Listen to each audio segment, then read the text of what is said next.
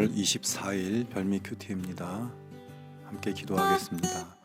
하나님 아버지, 오늘도 주님의 말씀을 통해 우리의 영혼을 깨워주시옵시고 그 말씀 따라 살아갈 수 있는 믿음 더하여 주시옵소서.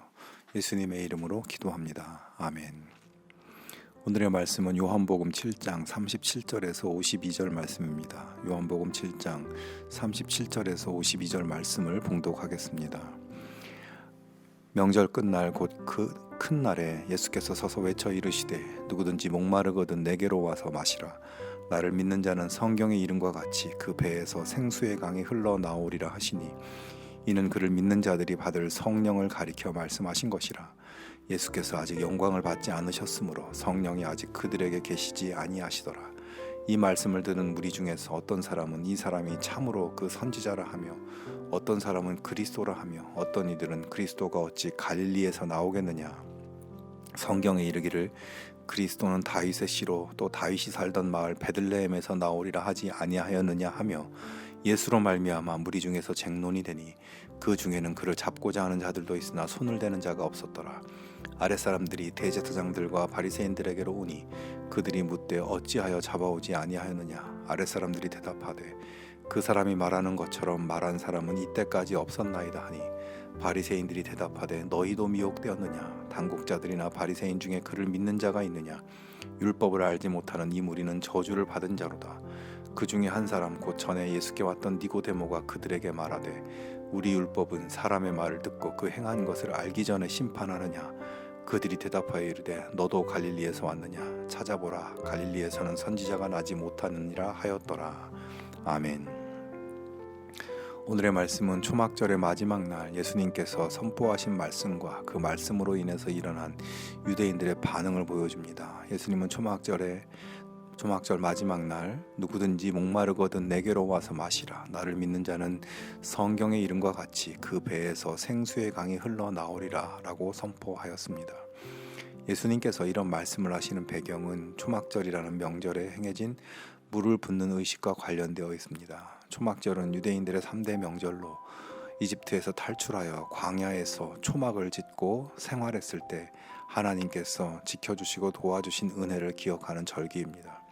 그런데 이 초막절 때 유대인들이 물을 붓는 의식을 행하였는데 사실 이 의식은 율법에 나와 있는 의식은 아니었습니다. 하지만 물이 부족한 광야에서 생활할 때 하나님께서 물을 공급해 주신 것을 기억하며 감사를 드리고 하나님께서 광야에서 물을 주셨던 것처럼 지금 척박하고 메마른 이 땅의 현실에 풍성한 물을 공급해 줄 것을 간구하며 기대하는 그런 의식을 행했던 것입니다.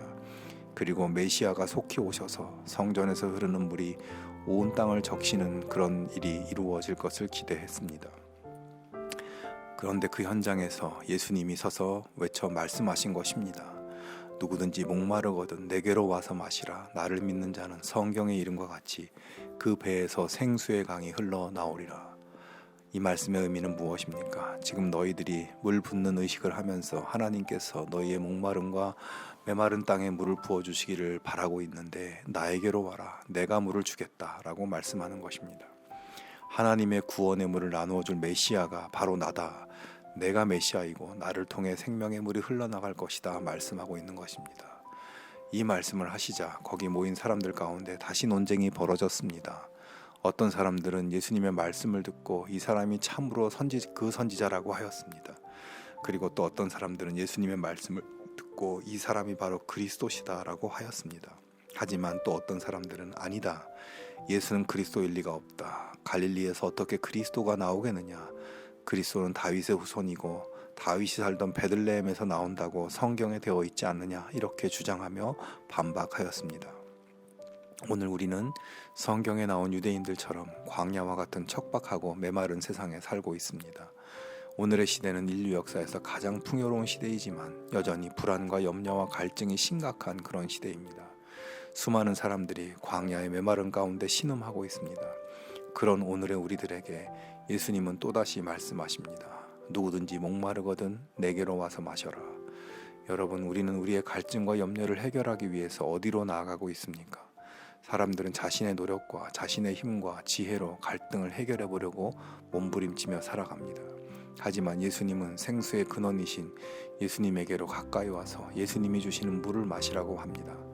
다시는 목마르지 않는 영원히 흘러넘치는 예수님의 생명의 물을 받으라고 말씀합니다. 우리의 곤고하고 메마른 삶을 내가 붙들고 내가 짊어지고 살아가려 하지 말고 예수님께 오라고 하십니다. 성도 여러분, 생명과 축복의 근원이신 예수님께 나아가기 바랍니다. 예수님이 부어주시는 생명의 생수를 받아 충만한 영생의 길을 주님과 함께 걸어갈 수 있기를 바랍니다. 여러분, 예수님께서 나에게 오라고 내가 주는 생수를 마시라고 할 때 어떤 사람들은 그 말을 믿고 받아들였지만 어떤 사람들은 여전히 예수를 의심하며 예수님을 받아들이지 않았습니다. 그가 갈릴리 사람이라는 이유였습니다.